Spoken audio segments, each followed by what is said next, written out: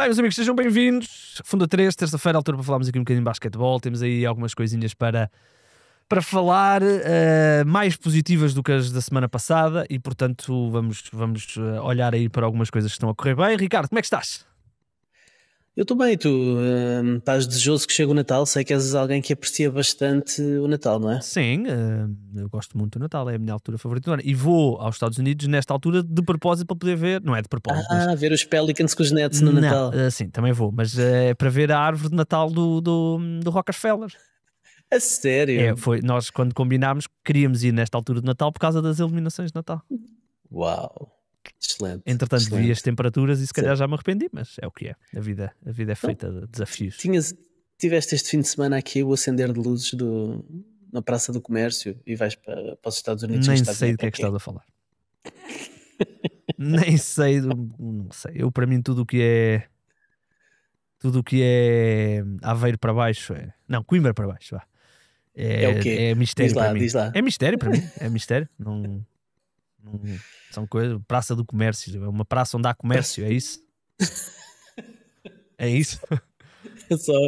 É só um dos sítios mais emblemáticos de Lisboa. É o Terreiro do Paço. O Terreiro do Paço. Diz-me assim, É a mesma exatamente. coisa. É a mesma coisa da Praça do Ok. Comércio. Fizeram lá uma árvore de Natal. Fazem todos os anos. Sim, fazem todos os anos e foi o acender das luzes este fim de semana e então acho que o trânsito esteve caótico. Eu obviamente não arrisquei, então ainda não bem que arrisquei não vir fui. para Lisboa, mas acho que aquilo foi um evento. Acho que agora é um evento desde que Charles Bitcoin está à frente da Câmara. Acho que aquilo é um evento. Muito bem. Aqui no Porto também vão ter a árvore de Natal, acho que é para a semana, ou esta semana, já nem sei. Também é um evento. Acho que vai tocar alguém, Pedro Brunhosa, talvez, alguém. Desculpa. Okay. Bem, meus senhores, temos que falar aqui de alguns assuntos antes de irmos ao nosso tema principal. O primeiro assunto, Ricardo, tem que ser este, não é? O nosso Nemias, para contestar um ataque ao cesto de um adversário, saltou mal, ficou agarrado ao tornozelo, saiu, e eu, daquilo que vi, ainda não há grandes informações, não é? Não há informações ainda. Os Celtics demoram sempre algum tempo a dar mais informações acerca de lesões, mas enfim, foi a chamada que foi mal feita, não foi no regresso ao solo, portanto não foi do impacto no chão, foi ao tentar subir. Ao tentar subir, ele meteu mal o pé e a correr para trás para tentar fazer o desarme ao Anthony Black e acabou por meter mal o pé esquerdo rodou um bocadinho para fora, e ele fez a chamada depois do pé rodar para fora, portanto aquilo deve estar ali uma entorse, obviamente, foi diagnosticado uma entorse do tornozelo esquerdo, mas enfim, as imagens não são demasiado preocupantes, apesar dele ter saído a coxear de forma bastante pronunciada. Parece-me que poderá ser o melhor caso, o melhor cenário possível, não é? Ali uma entorse de grau 1, que eventualmente o faça falhar aqui uns joguitos. Eles têm jogo agora na quarta-feira com os Pistons e depois têm sábado e domingo um back-to-back, só que são 3 jogos em que o Nemias era absolutamente determinante, não é? A quarta-feira é com os Pistons, portanto com Jalen Duren e Isaiah Stewart. Ricardo, ele é determinante em todos, não é? Porque eles não têm mais ninguém. Sim, também é verdade que tem sido determinante em todos os jogos e tem sido um estabilizador ali do jogo interior, mas nestes matchups em particular, Pistons e depois é Minnesota e Cleveland, são tudo equipas que têm jogadores grandes. E na sexta é a NBA Cup, e eles estão com possibilidades de seguir, não estão? Não estou enganado. Eu julgo, não sei se derrotam em Brooklyn, estão com perderam com Brooklyn, já não estão muito bem posicionados. Mas não, já vai ser difícil, na por cima com um diferencial já de 20 pontos, já não vai ser fácil. Mas pronto, é o que é. Tenho visto algumas coisas sobre o Nemias. Eu sei que mandaram-me um vídeo, um dos nossos ouvintes mandou-me um vídeo de um podcast do Bill Simmons, onde ele faz aí umas comparações do Nemias, a dizer que é uma versão do DeAndre Ayton. Com PR, com melhor imprensa. Aliás, o DeAndre Ayton é o Nemias com melhor imprensa. Exatamente. Aquilo era uma crítica implícita ao DeAndre Ayton, não é? Porque DeAndre Ayton, supostamente, primeira escolha de draft, uma estrela, a ser comparado aqui com um role player, que é o caso do Nemias. Mas mais do que essa brincadeira que era mais direcionada ao DeAndre Ayton, tenho visto muita gente a dar a mão à palmatória em relação ao Nemias. O próprio Bill Simmons a dizer que o Nemias é um bom jogador, coisa que há poucas semanas era completamente oposto à sua posição. O Tim Bontemps fez agora um artigo na ESPN sobre os melhores role players de cada equipa, e o melhor role player dos Celtics para o time Bom Tempo é o Neemias Queta. Tem sido um analytics darling este ano, tem sido um jogador, o seu diferencial on-off tem sido bastante referenciado, inclusivamente o site da Forbes, da revista Forbes, lançou ontem um artigo do Matt Issa, que é um analista que eu gosto de acompanhar, que diz que se calhar devíamos considerar o Neemias Queta para Most Improved Player. Portanto, é já este tipo de conversa que estamos a assistir à volta do Neemias, sem ser em tom de gozo. Portanto, o Neemias está de facto a fazer uma época extraordinária, enfim, 15 jogos, e muda completamente a percepção que existia à volta dele. E o recorde ajuda, Ricardo, porque eu confesso que eles estão com o recorde positivo, estavam com 50%, ganharam o último jogo, passaram para recorde positivo mesmo sem o Neemias, foi aos Magic, se não estou em erro, e neste momento estão com um recorde positivo, e é engraçado porque muito daquilo que está a ser a competitividade da Conferência Este está a acontecer por causa não só de equipas como os Pistons, como os Raptors, que estão a surpreender, mas também porque os Celtics estão a conseguir estar aqui na casa de 50%, o que depois transforma a parte de cima mais competitiva. Portanto, é interessante, e é interessante ver que realmente mudou um bocadinho. Eu acho que nem é bem o mudar, Ricardo, é o desconhecimento. Porque apesar, nós sabemos que muitos destes analistas nacionais têm dificuldades a conseguir compreender todos os jogadores, todas as equipas, nomeadamente um jogador que não joga todas as noites. E portanto acho que é um bocadinho mais até de desconhecimento do que era o Neemias, e agora que estão a conhecê-lo melhor. Sim. Desculpa, estava aqui a fazer uns testes. Muito bem. Muito bem, nosso Neemias, vamos lá ver se vai... Até vou ver assim num instante se NBA Odds Most Improved. Deixa eu ver se ele está lá. Há uma série deles à frente dele, mas ele sim, acho que está mais 2000, acho. Olha, um ourito. Pelo menos no artigo da Forbes eles falavam disso, que ele pelo menos merecia um bocadinho mais de consideração também em termos de Olha, entrei aqui num odds. site, já ganhei $1000 só para pumba. Claim your prize. Não estou... Há dias de sorte, pá, há dias de sorte. Há dias com muita sorte. Olha, mas este site não me parece bom site, porque eu estou a ver aqui que está aqui o Luca Garza. Está aqui o Neemias, encontrei. O Neemias está... Eu não percebo odds, pá, mas está aqui. Está aqui. Na Bet365 está a 150, o que quer que isto queira dizer. Pronto. Deve ser com €1 ganha 150. São as odds americanas, é isso? Não sei. Mas está aqui, muito bem. Olha, outra coisa. Tivemos o regresso de LeBron James na semana passada, esta semana, desde a última vez que falámos, os Lakers jogaram 2 vezes, 2 jogos contra os Jazz, portanto vale o que vale. LeBron James regressou, ainda com minutos um bocadinho limitados. Num dos jogos esteve relativamente bem, no outro jogo o seu plus-minus não foi positivo, foi negativo. É verdade que os Lakers até podiam ter perdido o jogo, houve lançamento para perderem o jogo, mas eu estive a ver o jogo e pareceu-me que os Lakers começaram a brincar um bocadinho na reta final, tentaram ali umas coisas e de repente, quando deram por eles, aquela vantagem de 11 pontos já só estava a 2. Mas pareceu-me bem o LeBron, uns afundanços, umas jogadas em transição, para a frente, porque transição para trás está quieto. Mas pareceu-me bem, Ricardo, para um jogador de 40 anos que esteve um mês sem jogar, teve uma pré-temporada onde teve um problema no joelho, depois por causa da ciática. Pareceu-me ok. Ofensivamente os Lakers pareceram muito bem, defensivamente será um desafio. O desafio é sobretudo defensivo, porque a entrada de LeBron no 5 obriga à saída do Marcus Smart, que vinha jogando no 5. Portanto, eles, para manterem o Rui Hashimura, que de facto merece estar no 5 e tem um papel importante a espaçar o campo, e enfim, tudo o que ele dá também alguma versatilidade defensiva, acaba por a equipa perder um bocadinho de defesa de ponto de ataque com a saída do Marcus Smart. Eu gostei sobretudo de ver o LeBron James a não querer impor aquilo que é o seu estatuto e sobretudo a saber ter um papel reduzido nesta fase para manter as coisas a rolar como tem rolado, sobretudo com muita bola e o heliocentrismo à volta do Luka Doncic, com muita carga também nos ombros de Austin Reeves, e ele sobretudo a tentar encontrar ali o seu papel, o que não é difícil para ele, porque ele de facto ele já passou por tantos papéis ao longo da sua carreira, ele já foi o extremo marcador de pontos, já foi o point forward, ele já jogou small ball center, portanto ele tem uma versatilidade tão grande e um conhecimento do jogo tão grande, passando por todas as posições, que é de facto muito natural para ele conseguir entrar em qualquer registro e ser um plug and play, um jogador plug and play, como os americanos costumam dizer.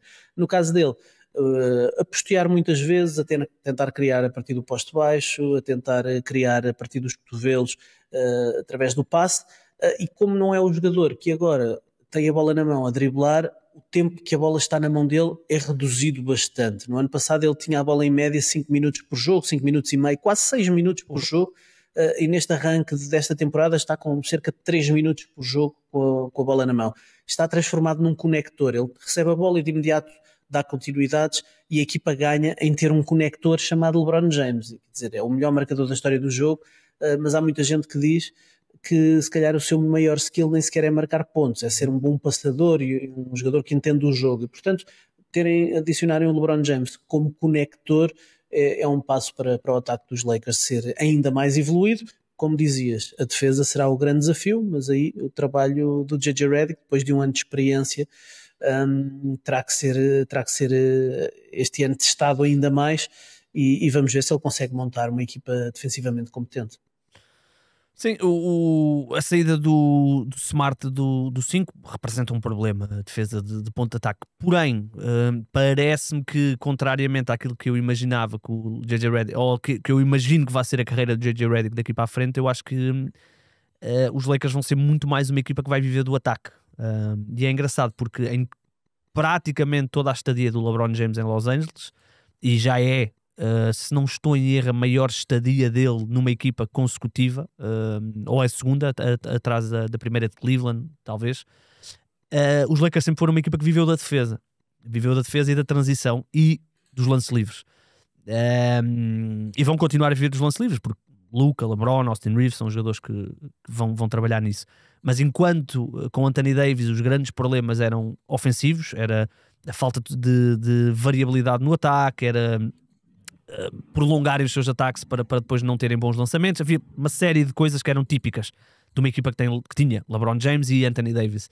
E depois nunca foi uma equipa que teve muitos atiradores. No único ano em que teve bons atiradores foi campeão, quando tinha Danny Green, Avery Bradley, Caldwell Pope, Kuzma.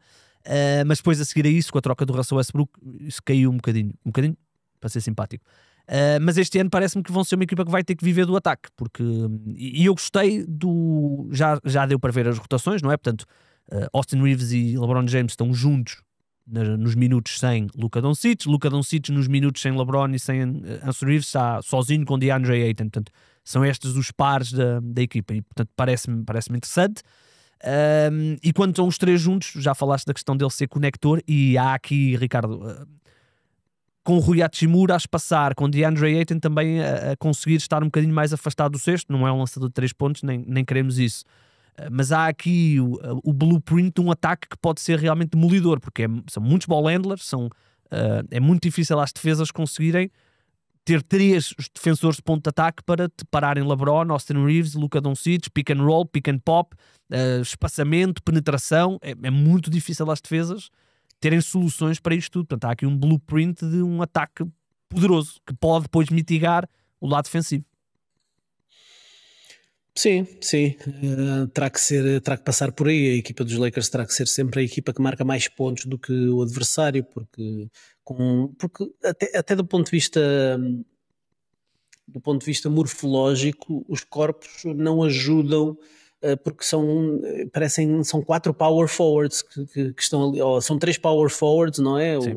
O Luka tem corpo de power forward, o LeBron e o Rui Hachimura, o Austin Reeves também, para jogar a 2 é um jogador grande, e portanto são jogadores muito grandes, se calhar não tão rápidos. Sim. Em termos de deslocamento, e portanto vão certamente ser comidos algumas vezes no meio campo defensivo, e portanto tem que ser através do ataque que ganham os seus jogos. Sim, vão ser uma equipa que vai ter que controlar as tabelas, vai ter que controlar o pace do jogo. Portanto, vamos ver.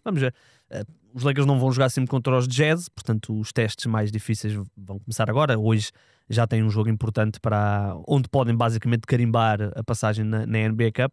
Jogam contra os Clippers. Vai ser um jogo interessante porque são duas equipas que o jogo começa às 4 da manhã hora portuguesa, Ricardo, e tendo em conta o pace das duas equipas, o número de idas para a linha de lance livre, é um jogo que pode terminar connosco a acordar. Pode estar a terminar. Olha, eu na Sport TV, os jogos que acabavam, eu tive um jogo, por acaso envolveu os Lakers, que começou às 3:30 da manhã, teve 2 prolongamentos, e eu quando fui para casa já apanhei hora de ponta para chegar a casa. Para chegar a casa já foi difícil. E eu ia à casa só para tomar banho para depois sair para a Federação e portanto ia chegando atrasado à Federação por causa dos 2 prolongamentos que houve no jogo dos Lakers. Ganhámos? Já não me lembro. Eu vou assumir que ganhamos. Olha, deixa-me só terminar com isto.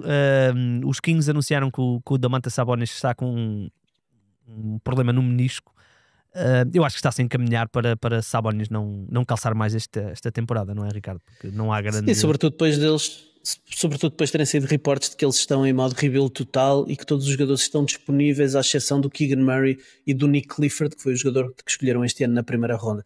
Parece-me que esse é o caminho certo, de facto, para a equipa implodir e ir à procura de uma reestruturação total. Depois daquele bom ano que tiveram com o Mike Brown, a equipa voltou a cair nesta espiral negativa e, portanto, não faz sentido continuarem a insistir nesta fórmula que está gasta e que é uma fórmula perdedora. Completamente. No que não falta, e certamente vês, é fanbases a pedir aos seus executivos para irmos buscar o Keon Ellis. A malta dos Lakers tem dado a fazer pressão, já vi os Warriors também, tipo adeptos, portanto, as fanbases a dizer, pá, temos que atacar Keon Ellis, que praticamente não joga, o que é a nível de... O Keon Ellis vai ter mais mercado, do que o DeMar DeRozan e o Zach LaVine e o Sabonis, por causa dos contratos também, não é? Isso é certinho. Quem é que troca pelo Zach LaVine? Bem, olha, vamos então às nossas aspectos positivos. Olha, antes disso, não querias falar do Chris Paul ainda? Ia guardar para o fim, mas podemos falar, já que tocaste no assunto. Ok, então guarda para o fim. Agora desculpa, não sabia. Agora já estragaste a surpresa. Não, estou a brincar. Podemos falar, Ricardo. Portanto, Chris Paul anunciou que esta é a sua última época. Não sei até que ponto é que ele não se arrepende de jogar esta época. Obviamente o dinheiro... ajuda a minimizar esse arrependimento, mas ele... Achas que sai pela porta pequena? É isso? Assim, a época para já, se acabasse agora, era uma porta muito pequena, onde ele tem estado in and out da rotação, a equipa está muito negativa, não joga bem, ele praticamente não consegue jogar. Portanto, neste momento seria a porta pequena. Ele tinha a expectativa provavelmente de terminar no playoff, não é? Porta pequena não tanto também em termos coletivos, mas do ponto de vista individual, esta última imagem que fica dele, o viés de recência, é uma imagem de um jogador acabado, não é? É engraçado porque eu percebo o que estás a dizer, mas nós estamos a 6 meses de distância dele ser starter em 82 jogos e ser um starter com, pronto, ok, starter de 39 anos ou 38, mas jogou 82, titular, e de repente cai aqui num marasmo. Eu não sei, eu acho que independentemente do que aconteça este ano, acho que ninguém vai guardar esta imagem do Chris Paul como a última imagem ou pelo menos a imagem, não vai manchar a imagem geral que o Chris Paul deixou. Isso não. Tem um legado enorme e também me parece que não vai manchar para quem souber respeitar os livros de história e tudo o que ele fez ao longo da sua carreira. Afinal de contas são 21 épocas, já tem 40 anos, não é propriamente um portento físico como o LeBron James, para nós estarmos aqui à espera que aos 40 anos consiga fazer alguma diferença, mas é um jogador que foi 12 vezes All-Star, 11 vezes All-NBA, 4 delas First Team, e para além de ser All-NBA foi 9 vezes All-Defense, 7 delas First Team All-Defense, 6 vezes, 6 anos líder da NBA em roubos de bola e 5 anos líder da NBA em assistências. Portanto, ele foi um jogador absolutamente elite nos dois lados. E deixa-me dizer isto: nos dois lados do campo. 1, 2, 3, 4, 5, 6, 7, 8, 9, 10 vezes terminou no top 10 da MVP. O que é relevante. Chegou a ser segundo Eu acho que este é o ano em que o Kobe é MVP, 7-8, o Chris Paul ficou em segundo lugar, quinto lugar, terceiro lugar, quarto lugar. Portanto, estamos a falar de um jogador elite dos dois lados do campo. Chegou a ter 11 assistências por jogo, andou sempre aqui na casa dos 2.5 roubos. É a nossa versão do John Stockton. Sim, foi. Enfim, é um arquétipo que está a desaparecer, não é? Ele representa aquele base que organiza primeiro o jogo e depois marca pontos, controla o ritmo, dita o que é que os colegas fazem, lê o jogo como um treinador em campo, a verdadeira extensão do treinador dentro de campo. E depois isso acabou por variar a posição de base para um scoring guard, não é? O Steph Curry, o Dame, o Ja Morant, o SGA. Enfim, temos o Tyrese Haliburton, que ainda incorpora um bocadinho este arquétipo do jogador que em primeira instância mete os outros a jogar e só depois é que cria para si, mas de facto o Chris Paul era mesmo o pináculo desse arquétipo, o último grande maestro do bloqueio direto, do pick and roll, constante numa liga em que há tanto heliocentrismo e há tantos bases que podem jogar a 1, podem jogar a 2, podem ser marcadores de pontos, podem jogar ao futebol. Ele é o jogador que precisa ter a bola na mão para criar, mas que cria sobretudo para os outros. E isso é uma marca indelével que ele deixa na história do jogo. Obviamente seria mais bonito se pudesse deixar com um título. Não vai acontecer certamente este ano e portanto ele vai terminar a carreira sem títulos, mas ainda há poucos dias o JJ Redick falava disso. E disse que o CP3 é o claro jogador que é um vencedor mesmo sem títulos, e nós temos visto nos últimos anos, sempre que ele muda de equipa, as equipas onde ele chega melhoram. Não é o caso este ano dos Clippers, mas as equipas por onde ele tem passado, ele chega e as equipas melhoram automaticamente. Portanto, é um jogador que joga basquetebol vencedor, coloca claramente a sua impressão digital nas equipas por onde passa. Enfim, poderá ser recordado por algumas pessoas como um jogador que protesta muito, que manipula as regras, que tentava explorar cada detalhe do jogo para tirar vantagens. Se ele tivesse 2 anéis ou 3, isso era considerado ser ultra competitivo e ser um vencedor. Sem anéis, se calhar é irritante para o público casual. Sim. Mas eu acho que na nossa memória será sempre um vencedor. Sim, segundo jogador com mais assistências, 12.545, ainda vai somar aqui mais algumas. Foi o primeiro jogador a fazer 20 mil pontos e 10 mil assistências. Exatamente. 2.727 roubos, portanto, segundo lugar também. O terceiro lugar nas duas listas, curiosa. Aliás, as duas listas têm exatamente o mesmo top 3, Ricardo. Impressionante. Stockton, Paul, Jason Kidd. E portanto, um belíssimo jogador. Eu recordo-me quando ele estava em New Orleans, portanto, antes de ir para os Clippers, onde ele tem esta capacidade, não é? Ele já teve 3 momentos de carreira. O momento em que era um constante atacante sexto, hiperativo, capaz de afundar na cara dos jogadores mais altos. Depois mudou um bocadinho o seu jogo quando vai para os Clippers, e os Clippers tinham todo aquele poderio ofensivo, Blake Griffin, JJ Redick, o Jamal Crawford, DeAndre Jordan, sim. Portanto, começou a transformar-se mais em floor general, e depois com o evoluir da carreira, lançador de 3 pontos em Houston, floor general em Oklahoma, não é? Aquele ano que ele passa com o Shai Gilgeous-Alexander, e o Shai Gilgeous-Alexander já várias vezes referiu o quanto aprendeu com Chris Paul naquele ano. E sempre com depois teve aquela passagem em Houston, não é? Depois daqueles anos um bocadinho mais conturbados em Houston não, em Phoenix. Em Oklahoma. Sim. Em Phoenix, depois daqueles anos conturbados pós-Houston, onde ele e o James Harden não coincidiram bem, vai às finais da NBA, a sua única presença nas finais da NBA com os Phoenix Suns, acaba por sucumbir perante Super Giannis Antetokounmpo, e agora vai terminar a carreira em casa, onde ele já tinha jogado, tanto em Los Angeles, onde ele tem a família, portanto certamente isso também pesou muito na decisão. Sim, foi o motivo principal pelo qual ele quis estender mais um ano, foi para poder estar perto da família. Exatamente, e portanto... Ou pelo menos porque tinha essa possibilidade, não é? Sim. E portanto, ainda temos mais um ano para ver Chris Paul. Eu gostava que o Chris Paul se retirasse em playoff. Vamos ver se os Clippers conseguem, se calhar através do play-in, melhorar aqui qualquer coisa. Eles estão a uma vitória de estar dentro do play-in, portanto, depois no play-in tudo pode acontecer. Portanto, gostava de que o Chris Paul jogasse mais uma série de playoff, mas vamos ver, isto não está fácil, e até porque não quero que os Oklahoma City Thunder vão buscar mais um jogador ao top 5 do draft ou uma coisa assim. Eles qualquer. Podem ter 3 escolhas na primeira ronda. Tem Filadélfia que está a cair por aí abaixo e também pode converter para Oklahoma. Filadélfia, pois eles têm de Utah, que é top 8, mas não acredito que Utah vá. E daí? Utah tem que começar a perder mais uns jogos. Vamos ver. Olha, vamos olhar para algumas equipas que estão, depois da semana passada, equipas e jogadores que estavam a desapontar por alguma razão ou por outra.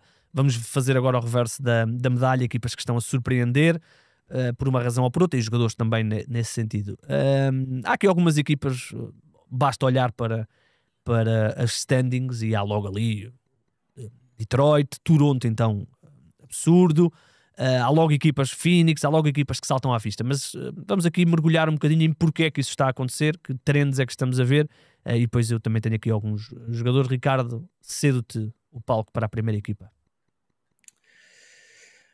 Bom, eu acho que para mim a equipa que mais me está a surpreender, tu falaste das 3 equipas que eu trouxe hoje, Detroit, Toronto e Phoenix. De facto, Detroit está numa fase muito boa, 13 vitórias consecutivas, igual à melhor série de sempre. Toronto está com 8 vitórias seguidas, também estão muito bem, mas mesmo nós não acreditando que ao fim de um mês de competição Detroit e Toronto estivessem a liderar a Conferência Este, falávamos no início da época, Detroit vinha de uma época muito positiva, portanto devia ser um candidato a top 4, ou pelo menos andar a lutar pelo top 4. Toronto, havia muita gente que defendia que Toronto podia fazer uma boa época, apesar de no papel os jogadores parecerem não encaixar, sobretudo no ataque 5 contra 5 em meio campo, mas para mim a maior surpresa são mesmo os Phoenix Suns, e vou começar por aí. Os Phoenix Suns, depois do desastre que foi terem Kevin Durant e Bradley Beal, os Suns do novo treinador, o Jordan Ott, estão a renascer como uma equipa relativamente funcional. A defesa é agressiva, estão a utilizar uma rotação até bastante profunda, com jogadores não provados na NBA, como é o caso, por exemplo, do Colin Gillespie, que está a emergir aqui como uma espécie de sexto homem, um jogador que, enfim, undrafted, que andou 2 anos com contratos de two-way e agora de repente tem um contrato de 1 ano e tem impacto imediato. O Devin Booker, claramente na hierarquia como o the guy desta equipa, está a jogar a um nível muito, muito bom. Portanto, eles não são propriamente um tubarão, obviamente, sobretudo na Conferência Oeste, mas pelo menos deixaram de ser uma piada. Eu acho que este arranque de temporada faz com que eles não sejam vistos como uma piada. Quem vai jogar a Phoenix ou quem vai receber os Phoenix Suns tem que admitir que pode perder, e que pode perder feio frente a estes Phoenix Suns. Eles estão no top 10 em termos ofensivos e em termos defensivos. Isto é talvez o dado mais surpreendente. São extremamente equilibrados.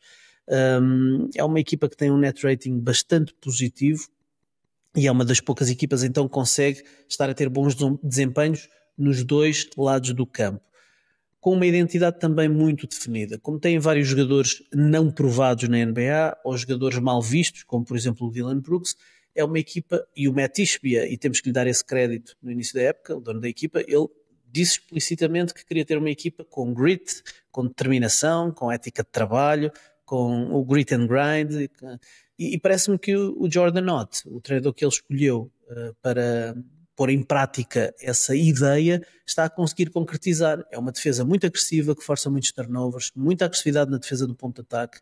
O banco, os jogadores que saem do banco trazem mesmo muita energia e, portanto, a equipa está a trabalhar muito. Normalmente é uma equipa que ganha os adversários porque tem uma grande capacidade de trabalho.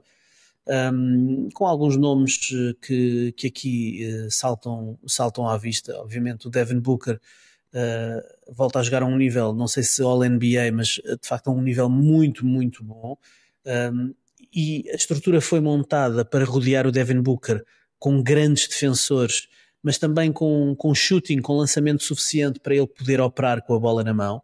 E, portanto, parece-me que a estrutura foi bem montada para rodear o Devin Booker. Tem o maior salto da liga do ano passado para este ano em turnovers forçados aos adversários. Portanto, este grind que a equipa coloca está a fazer-se sentir.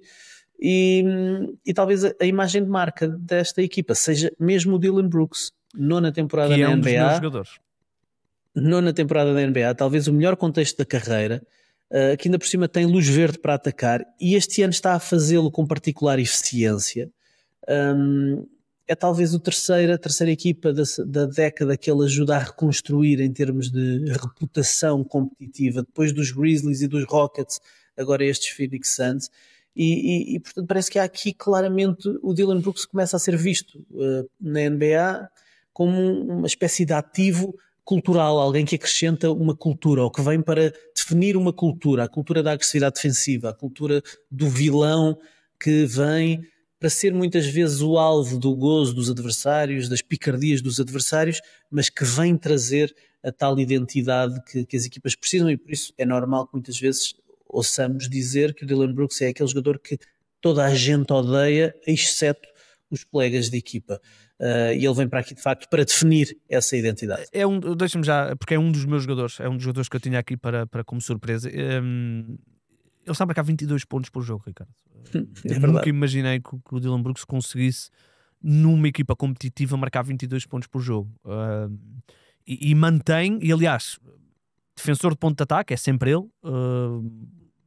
Números de carreira em roubos.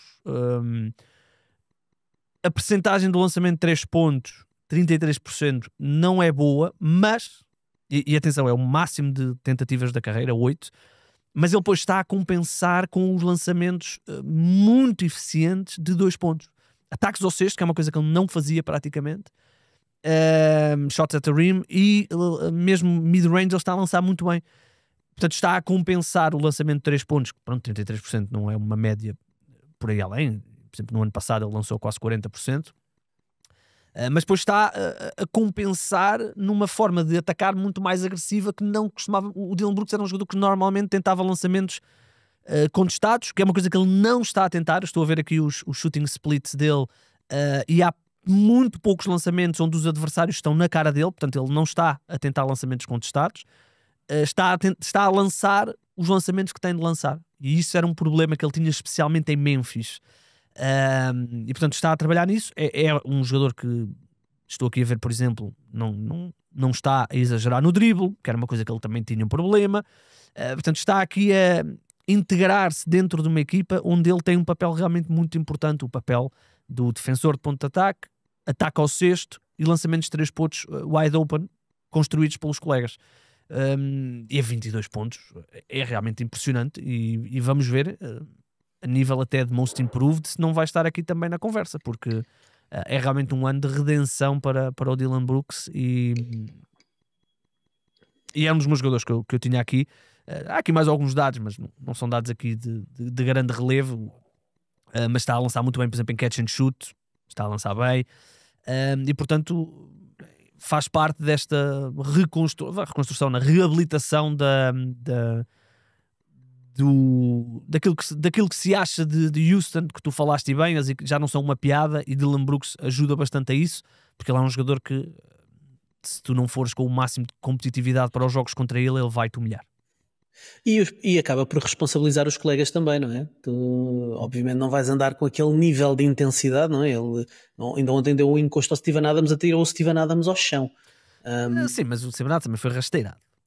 Claro, sim, mas depois andou ali a encostar a cabeça no Ime Udoka de lado e tal. Mas o Ime Udoka depois começou-se a rir, eu acho que eles devem ser amigos. Sim, claro que são amigos, claro.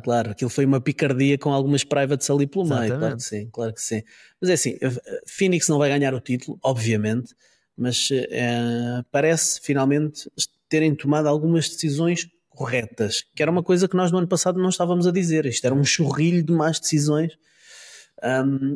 A única dúvida, o único ponto de interrogação que eu tenho aqui é que esta amostra do primeiro mês tem sido com um calendário bastante acessível para os Phoenix Suns e, portanto, a amostra contra equipas mais fortes ainda é muito limitada. Portanto, temos que esperar mais um bocadinho para ver o que é que eles fazem, porque eles vão ter uma sequência de 5 jogos em 7 dias, incluindo 3 dos 4 melhores equipas da Conferência Oeste, e portanto isso obviamente vai colocá-los um bocadinho no lugar deles, mas para já está a ser um arranque de temporada muito positivo. E volto a dizer o nome do Jordan Ott, o treinador, porque era um completo desconhecido e parece estar a fazer um excelente trabalho. Muito bem, grande Phoenix Suns. Vamos ver, também estão aqui a, como tu disseste bem, com um calendário simpático. Provavelmente este 6º lugar é um bocadinho, vai decair um bocadinho. Vamos ver. Olha, eu tenho aqui alguns jogadores, não vou mergulhar em pormenor em todos, mas vai haver aqui um ou dois que eu vou entrar. Um dos jogadores que eu queria só fazer aqui um destaque é um jogador que eu achei que estava um bocadinho washed, acabado, e tem estado bem, que é o Marcus Smart em Los Angeles. É verdade que os minutos entretanto já desceram um bocadinho, porque é normal com o regresso do LeBron e também com o Gabe Vincent também a regressar, portanto os minutos acabam por ser um bocadinho mais dispersos. Está a lançar 24% de 3 pontos, o que é francamente mau, mas está depois a compensar muito o lado defensivo, onde eu já, na passagem por Memphis, já me parecia que estava a ser um bocadinho overrated esse lado dele. Estou a gostar e está a ser um conector muito interessante, e mesmo ele muitas vezes joga aos minutos com o Luka, e ele é um bom conector, não sendo o principal ball handler, não fazendo aquilo que o Austin Reeves faz, mas é um bom conector e, portanto, estou a gostar deste ressurgimento, com algumas limitações, não está ao nível de alguns dos outros jogadores que eu vou aqui dizer. Um outro jogador que eu também queria só mencionar, porque está a começar a cravar o seu espaço e havia algumas expectativas com ele, é o Rich Shepard em Houston. Ele ontem foi titular, eu acho que foi a primeira vez que ele foi titular, não é que tenha sido brilhante ontem, mas é um jogador que está a conseguir finalmente traduzir aquilo que trazia do college, nomeadamente em termos de stocks defensivos. É um jogador muito voluntário nesse aspecto. O lançamento dele tem estado relativamente bem. Acho que o que ele precisa de melhorar ainda é um bocadinho a explosão do drible, porque um jogador tão pequeno precisa de conseguir ganhar vantagem através do drible aos seus adversários, porque senão todos os seus lançamentos vão ser contestados e não vão entrar todos. E outro jogador e outra coisa que ele está a fazer, que ele precisa de melhorar, na minha opinião, é o seu passe. Ele continua a ter muitas dificuldades em... Não é que ele passe mal, mas tem dificuldades a ver o passe que tem de fazer. Mas tenho gostado, acho que está... Ele era um jogador que no ano passado chegou com grande expectativa, mas um bocadinho comedido, porque os Rockets tinham tantas opções que ele acabou por jogar muito pouco, mais até na G-League do que propriamente na NBA. Este ano, com a lesão do Fred VanVleet, abriu-se ali o espaço e ele está, parece-me que finalmente, a dar mostras de que realmente pode ser uma peça para o futuro interessante. E um jogador que eu queria aqui debruçar-me um bocadinho mais, antes de tu ires a uma das tuas equipas, é o Josh Giddey. Não pelos números que ele está a fazer, porque os números do Josh Giddey sempre foram números muito interessantes, assistências, ressaltos, está agora a conseguir também números defensivos interessantes, mas uma coisa muito específica que eu no ano passado não achei que fosse verdadeiro e agora já tenho que dar a mão à palmatória, que é o catch and shoot do Josh Giddey. Ele está a lançar mais de 40%, já no ano passado o tinha feito, com muito espaço. Este ano o espaço é um bocadinho mais reduzido, mas continua a lançar acima de 40% de catch and shoot. Ele vai ser sempre um jogador que vai ter algum espaço para lançar. Portanto, estes números acabam também por ser influenciados por isso. Porém, Ricardo, a partir do momento em que ele possa ser uma ameaça credível do lançamento exterior em catch and shoot, juntando a isso uma forma de jogar que eu sempre gostei, como o Lonzo Ball tinha no início da sua carreira, portanto, um base alto que dá rapidez ao jogo, consegue fazer os passos mais difíceis, mas também os passos mais simples para pôr a equipa a rodar, penetra bem, consegue fazer um kick-out muito interessante. E se ele conseguir meter este catch and shoot, este lançamento exterior, não precisa ser elite, mas respeitável, estamos aqui a falar de um jogador com um potencial all-star, porque ele vai ter os números para ser, e o arranque do Chicago, entretanto já vieram um bocadinho à normalidade, mas o arranque prova isso também. E eu estava aqui a ver, a nível de lançamento exterior, é um jogador neste momento que está na elite, no sentido que aproveita os lançamentos que pode aproveitar. Os lançamentos exteriores onde ele não é defendido estão acima de 42%, e portanto parece muito interessante. E o Josh Giddey depois, tudo o resto que ele faz a nível de conexão de ataque, se ele conseguir associar estas duas coisas, é um caso sério. Contrato bom, foi, não é, um daqueles contratos que demorou a sair a sua extensão, mas parece-me que os Chicago Bulls, depois de terem sido muito criticados por não terem conseguido nenhuma pique na troca do Caruso pelo Josh Giddey, parece que estão pelo menos a conseguir nivelar os dois jogadores, e o Giddey parece uma peça muito interessante para o futuro do Chicago Bulls. Sim, ele tem trabalhado muito para melhorar o seu lançamento exterior. Aliás, foi o motivo pelo qual os Oklahoma City Thunder abdicaram dele, por não confiarem no seu lançamento exterior em contexto de playoffs. Mas ele já vinha trabalhando há alguns anos, não com grande volume, mas a sua eficácia foi subindo ao longo dos últimos anos, se bem que é preciso olhar para isto sempre com um grãozinho de sal, como se costuma dizer, porque também é verdade que ele, muito dos seus lançamentos exterior, é sem grande oposição, porque os adversários não o respeitam muito. Mas há muita gente que não tem oposição e não consegue meter a xixa dentro do cesto. E isso ele tem conseguido com uma eficácia assinalável. Vamos ver se consegue fazer respeitar um bocadinho mais as defesas adversárias daqui para a frente, mas para já o trabalho que ele tem feito e o crescimento tem sido bastante sustentável. Ricardo, e se as defesas continuarem a deixar sozinho, ele continuar a marcar a 40%, ele está feliz com isso, e os Bulls também estão felizes com isso, certeza absoluta. E depois o Giddey tem uma coisa interessante, é que é muito fácil tu gostares do jogo dele, porque o jogo dele é rápido, não é de highlights afundantes, mas é de highlights de jogadas que chamam a atenção. Ele está a lançar, no global, ele está a lançar a 38% de 3 pontos, o que engloba todo o tipo de lançamentos de 3 pontos. Estamos a falar de estar aqui muito, muito perto de triplos duplos pela época. Está com 9.9 ressaltos, 9.5 assistências, 20 pontos por jogo. E portanto são números que já na segunda metade do ano passado deixou-nos um bocadinho com água na boca, mas como tu disseste bem, nos valorizámos um bocadinho, muitas equipas a fazer tanking, o Chicago rumo a mais um play-in, mas os números continuam bons e portanto interessante. E na altura, quando os Thunder abdicaram do Josh Giddey por causa da questão do lançamento, e também porque era redundante, não é? Porque com a bola em Shai Gilgeous-Alexander tu não precisavas de Josh Giddey, e portanto acabaram por considerar, e na nossa opinião bem, que era redundante ter dois ball handlers quando nenhum dos dois é uma ameaça de catch and shoot de 3 pontos. E, portanto, quer dizer, o Shai mas é mais da criação do seu próprio lançamento de 3 pontos, e ele mesmo assim não é um jogador com um grande volume de 3 pontos. Mas estou a gostar muito de Josh Giddey, acho que é um daqueles jogadores que é fácil torcer a favor dele, e gosto que este tipo de jogadores tenham sucesso, porque é um estilo de jogo que eu gosto bastante. Ricardo, o que é que tens mais aí de equipas? Olha, queria falar dos Toronto Raptors, porque para mim são de facto surpreendentes. Havia quem admitisse a possibilidade dos Raptors terem uma boa época. Acredito que ninguém admitia que eles andassem no segundo lugar, mas eu não... Aliás, eu ainda não estou convencido que esta venha a ser a versão dos Raptors no final da temporada. Eu acho que eles estão a jogar muito acima do talento que têm. Nesta altura são muito mais do que a soma das partes.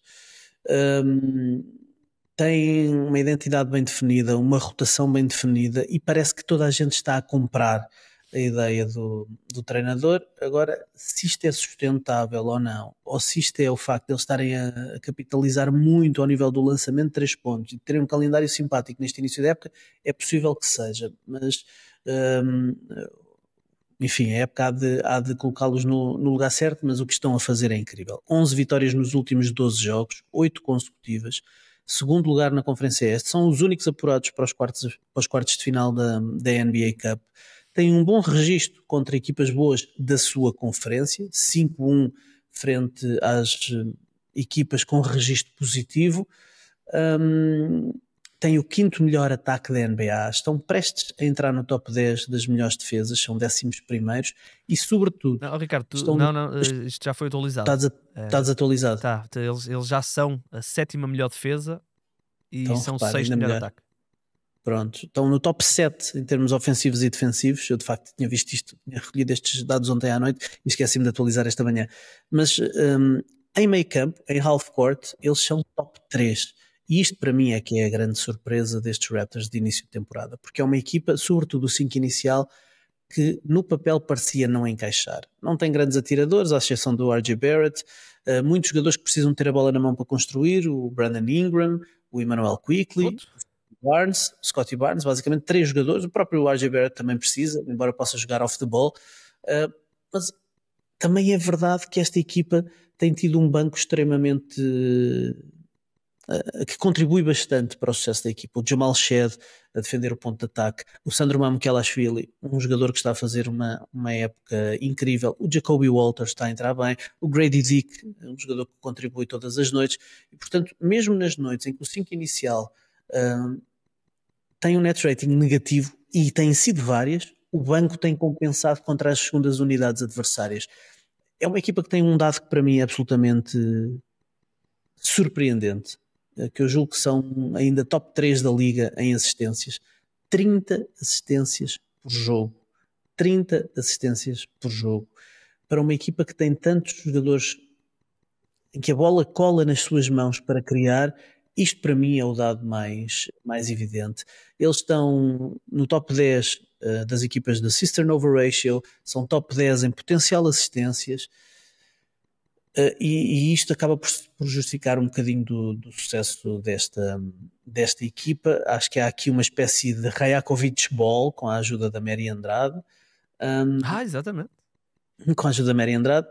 Enfim, há aqui coisas que podem regredir. Os adversários neste momento contra os Raptors estão a lançar 32% de 3 pontos, o que é o terceiro pior registro da liga. É possível que parte seja mérito, obviamente, mas alguma coisa há de ser sorte que vai tender a normalizar. Não são uma equipa muito boa em termos de ressaltos, estão abaixo da média, quer na percentagem de ressaltos ofensivos, quer na percentagem de ressaltos defensivos. Ainda por cima, há alguns jogos em que não têm contado com o Jakob Poeltl, e então os números de ressaltos caem mesmo para o vermelho, digamos assim. Portanto, pode haver aqui algum açúcar com os triplos dos adversários que não estão a cair, mas parece-me que também há alguma substância. A identidade, a rotação, teres uma estrela como o Brandon Ingram, que é o go-to guy que faltava a esta equipa, 21 pontos de média, está a fazer números de carreira em termos de ressaltos, está a lançar muito bem de meia distância. Teve um jogo contra os Cavs em que marca 37 pontos em 30 lançamentos, incluindo 5 triplos, que não é o registro propriamente que estamos habituados a ver do Brandon Ingram. Nos últimos 6 jogos ele está a lançar 45% de 3 pontos, isto vai tender a normalizar também, mas são sinais muito encorajadores para um jogador que não tinha muito hábito de lançar sequer de 3, e sobretudo a bola não tem colado extraordinariamente nos minutos com Brandon Ingram. Ou seja, ele é um jogador em que eu julgo que são 52% ou 53% dos seus lançamentos convertidos são assistidos. Ou seja, vêm de continuidades do trabalho coletivo para procurar o Brandon Ingram, e não apenas da sua criação individual, dos isolamentos. E, portanto, são tudo sinais de que gosto, e que acho que ajudam a explicar parte do sucesso desta equipa. Agora, continuo a olhar com muita desconfiança para estes Raptors. Acho que não vão acabar a época no segundo lugar da conferência este, mas estes sinais são encorajadores. Eles pelo menos conseguem ver que, se jogarem desta forma, podem ser uma equipa competitiva.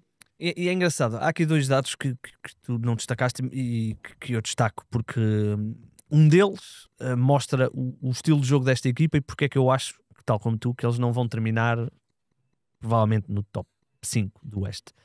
Eles continuam a ser uma das equipas que menos triplos tenta. São 27º nesse lado, 36, uma média de 36, 37 triplos que eles tentam por jogo. A percentagem de field goal, 38%, 36% dos seus lançamentos são triplos, era o que eu queria dizer. Mas o dado que mais me surpreende, e eu podia estar aqui horas que eu nunca ia chegar a este dado, Ricardo.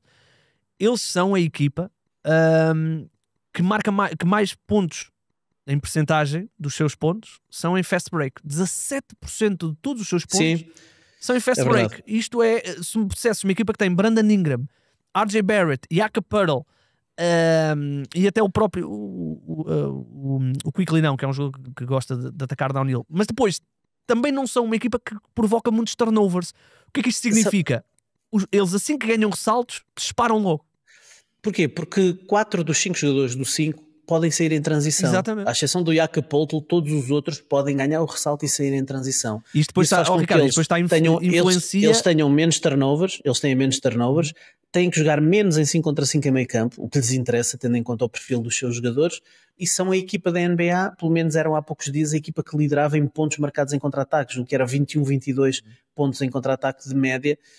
Eu vi esses dados e agora não os referi, mas é de facto é sintomático desta identidade dos Raptors. Sem dúvida. Vamos ver, em segundo lugar, mais rápido apostava que os Pistons ganhavam a conferência do que os Raptors estavam em segundo lugar. Claro, fácil. Só para terminarmos, eu tinha só aqui esta última semana que passou, tive a oportunidade de ver 2 jogos, ainda não tinha visto assim a sério, os Utah Jazz. E o Keontae George impressionou-me nesses 2 jogos. É verdade, super eficiente, não é? É eficiente e ajuda também a estar a jogar contra os Lakers, que têm algumas dificuldades em lidar com bases atléticos. Bases atléticos é difícil para os Lakers lidar. E ele conseguiu impor lançamento exterior, que era uma coisa que ele no ano passado era muito, muito pobre, e este ano está realmente a entrar aqui em algumas discussões que gostei de ver. E gostei de ver, ainda não tinha visto. Lauri Markkanen, por acaso no outro dia fiz um exercício, a nossa vida é ocupada, a tua e a minha, mas quando tenho assim uns tempos mortos gosto de fazer assim um exercício, e fui ver o Lauri Markkanen, os lançamentos que o Lauri Markkanen este ano já converteu em catch and shoot. Fui ver os vídeos. É impressionante, pá. Ele tem uma facilidade em marcar esses lançamentos que é realmente impressionante. Vamos ver o que é que vai acontecer com a época dele, mas o Keontae George impressionou-me. Onde é que ele vai parar? Onde é que vai parar o Lauri Markkanen? É os Lakers, não é? É os Lakers, não é? Sim, trocamos pelo LeBron. Pelo Laravia. Exato. Não, pelo LeBron, para ele terminar a carreira em Utah. Era um bom final de carreira. Olha, tens mais alguma equipa para fechar? Só assim telegraficamente que tem-te impressionado? A outra equipa que eu trazia são os Detroit Pistons, mas acho que já temos falado ao longo destas semanas dos Pistons. Saiu da lama mais profunda da liga. Há pouco tempo tinham perdido 28 jogos consecutivos, há 2 épocas, para liderar a Conferência Este com uma defesa de elite, com uma cultura forte, com Cade autenticamente a cimentar-se como um jogador All-NBA e, sobretudo, com o Jalen Duren, que ainda tem 21 anos, a transformar aquilo que foi um processo de negociação de uma extensão absolutamente falhado, esse processo, num case study sobre como bet on yourself, não é? Sim, os Pistons vão ter que pagar. Eles vão ter que pagar. O que pouparam ou o que não pagaram na discussão do último verão vão pagar com juros, porque é que depois ainda por cima, para além do que ele cresceu fisicamente, para além daquilo que ele representa para aquela defesa, para além do que ele representa para o ataque também, porque joga bloqueio direto com o Cade Cunningham, está a aparecer o playmaking. É isso que eu ia dizer. Que ele vai ficar ainda mais caro. Pois vai. E tem apenas 21 anos. Qual é o teto deste rapaz? Não sei, mas eu sei que quando Ricardo, há dias via os Boston Celtics a jogar em Detroit, ele dava encostos no Nemias, ele fez 24 pontos e 17 ressaltos. Ele é um jogo. ressaltador de elite. Dava um encosto no Nemias e o Nemias saía disparado, porque é um armáriozão. Neste momento, se tivéssemos hoje que escolher All-Stars, ele tinha que estar nos All-Stars do Oeste. Claramente. Os Pistons, se tiverem dois jogadores para All-Star, terá que ser Cade Cunningham e Jalen Duren. Eu acho que o Jalen Duren neste momento é All-Star, sendo que eles têm um suporte muito interessante. O Ausar Thompson está a dar o salto que se esperava desde o terceiro ano. O Jaden Ivey acaba de regressar. O Tobias Harris tem andado dentro fora e é um jogador que há de ter muito impacto nesta equipa. O Duncan Robinson dá o espaçamento que a equipa precisa e o seu two-man game que vai aparecendo de vez em quando. O Isaiah Stewart, de repente, é um dos melhores protetores de cesto da NBA. Eles dizem que em Detroit diz que é o segundo melhor protetor de cesto da NBA, porque toda a gente sabe que é o primeiro. Que é o ainda acrescenta... Ainda acrescenta ainda acrescenta o lançamento e foram sacar o Dennis Jenkins, exatamente, um puto que vem da Universidade de St. John's, do Ruben Prey, e de repente entrou ali Second e round, marca game undrafted, marca game winners. Aliás, two-way, está em two-way. Contrato, faz de tudo, sim, de facto. São os bad boys, mas numa versão um bocadinho mais soft. Estávamos a falar em off, Ricardo, impressionou-me tanto toda a história que os Pistons têm, é uma história riquíssima. Tu falaste já dos Bad Boys, o título do 2004, igualaram a maior série de vitórias da história da franquia, 13. Podem bater contra os Celtics na quarta, não é? Quarta-feira, vão bater. Pois, sem Nemias é fácil, não é? Olha, vamos ver, esperemos que haja anemias, porque eles bem precisam, não é? Se não houver anemias, então. Não sei, vamos ver. Também acho difícil. Vamos esperar. Hoje deve haver novidades. Hoje sai o Injury Report, portanto, vamos ter novidades, certamente. Bem, Ricardo, vamos embora. Vamos a isso. Deixa-me só dar esta informação. Depois de algumas sextas-feiras onde andámos um bocadinho in and out, o Chico já voltou, portanto, vamos voltar ao sistema normal, terças e sextas. Vamos saber tudo sobre esse nascimento do primeiro filho. E portanto vamos manter às terças com o Ricardo, às sextas com o Chico. Vamos olhar às sextas mais para equipas mais específicas. Já lhe prometi que o episódio de sexta é sobre o Standard e sobre a possibilidade das 73 vitórias, calando, não é? Dando aqui uma chapada de luva branca num hater que está aqui à minha esquerda, que apontou o Standard como o stand mais perto das 50 vitórias do que das 70. E para já está a correr mal, Ricardo. Nós tínhamos querias comentário sério e entendido, não era a mim que me contratavas. Nós tínhamos 3 semi-apostas no verão. Primeira aposta, Standard. Segunda aposta, Cam Johnson, Michael Porter. Já está a estabilizar. Sim, está a estabilizar nos 28%. Calma. E tínhamos a aposta de 50 triplos do Nemias. Esta lesão do Nemias pode condicionar essa aposta. Ele tem que 3 tentados. Caraças. Pai, 2 ou 3, sim. 2 ou 3. Falha agora uma semanita. Pois é. Pode complicar esta aposta. Mas ele próprio já verbalizou aquilo que eu tinha dito quando nós falámos sobre isso, que havendo jogadores tão melhores do que ele a lançar 3 pontos, que não fazia sentido ele lançar. Faz sentido lançar mais 47 vezes. Está com 0% da linha de 3 pontos. Vamos embora. Não te conhecia tão competitivo, pá. Oh, meu amigo, eu para poder ganhar... Deves ser um mimo a jogar às cartas, tu. Não. Não sou muito jogar às cartas. Ping-pong sou. Eu para ganhar bragging rights sobre ti faço tudo, meu amigo. Eu vou mandar uma mensagem ao Nemias. Bem, vamos embora. Se conseguirem fundar 3, mandem-nos o vídeo. Até sexta.